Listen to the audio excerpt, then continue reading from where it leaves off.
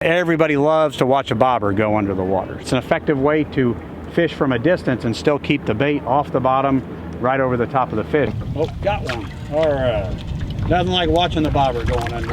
Always fun to see the bobber go under. Okay, so we idled around and we've been looking, and I found this spot, threw the marker buoy out, and as you can see, as we get up here, you can see the fish are just up here in front of the boat. Okay, so here is one of my other favorite ways to catch them, and it's called a slip bobber. And this is a great way if you're fishing off the bank or a dock or something like that, and you want to get out to a certain distance, but you need to leave it at a particular depth. So what I've got here, this is called a slip bobber, and this is actually a pretty cool one. It's got some weight on the bottom. But what I've done here is I've got my braided line. I've got my 10-pound braided line. I've got several split shots on here which help pull the line down to the desired depth.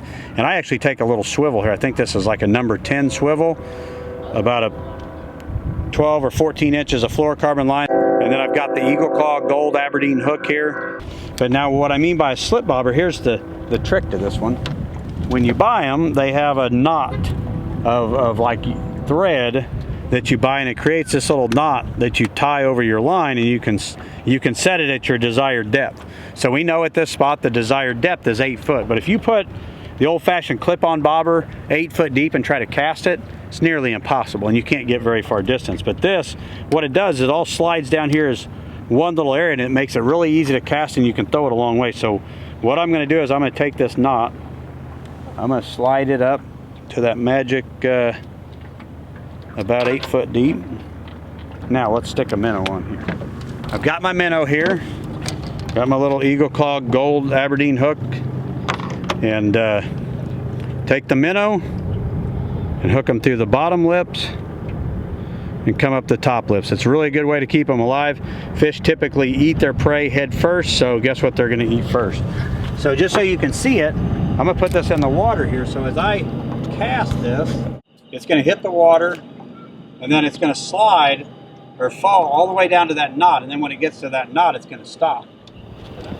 We know that just out to the right of my marker buoy is the sweet spot, so without us getting on top of it and potentially spooking the fish, I can pitch this out there, give it a little bit of line, slid down, it's at the knot.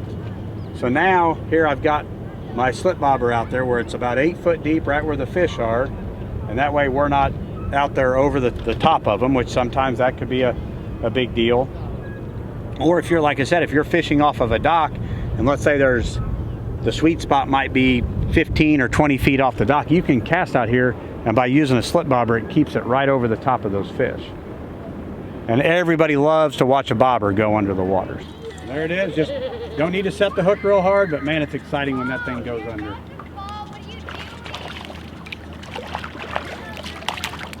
There it is, and in the boat. Always fun to see the bobber go under. So guys, bobbers or strike indicators are great ways for beginners and for kids and all that, for people, because it's visual. You get to watch the bobber go under. You know when you're getting a bite, so it's really an exciting way.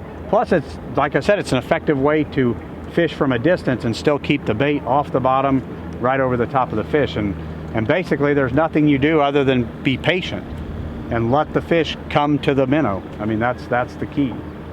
You know, it's really cool watching a bobber when they actually bite it, but a lot of times, you know, bobbers don't always just go straight under really fast. Sometimes you'll see it move just a little bit. Sometimes they'll just gradually pull them under real slow. Sometimes they'll actually come up and lay on their side, and that's what that is. The fish comes up and eats it, and it actually swims up with all the weight, so it causes the bobber or strike indicator to lay on its side. So if you ever see it do anything other than what it's doing right there, it's always time to at least reel and check your line, put a little pressure on it just to see if there might be a fish on there.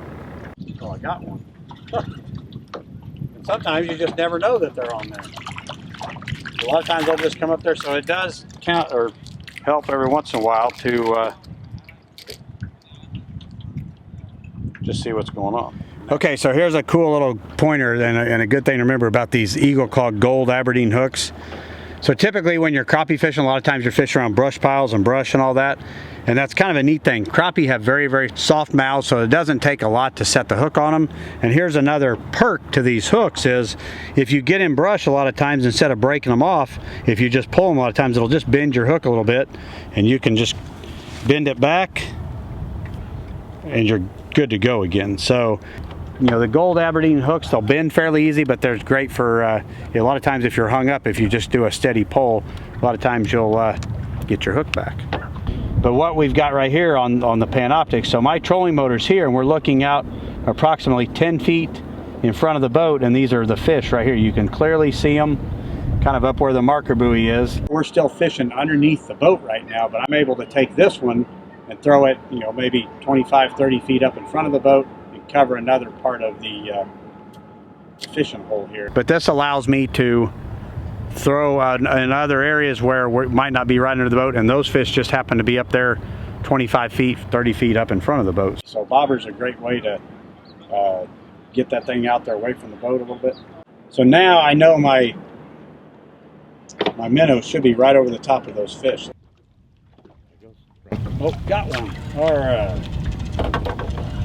Nothing like watching the bobber going under. Oh, that's a nice one. So there you have it. The old slip bobber getting the job done.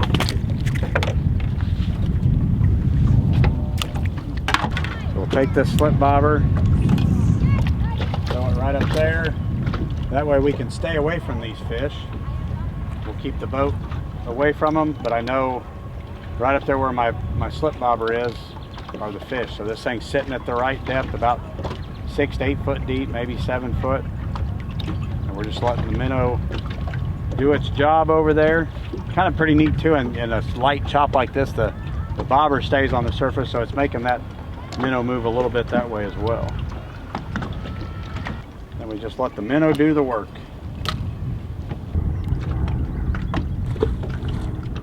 So see, that's barely going over real slow. That's a fish. So once that thing left the surface, you know, sometimes they don't go down real fast, but there it is. A nice one. Nice crappie. We know exactly where our spot is with the marker buoy. And you know, you can do the same thing off of a dock or a pier or just off the bank. I've shown you that I keep crappie fishing pretty simple. Love to fish with a bobber away from the boat. Use your electronics and go find them. Great way to catch them.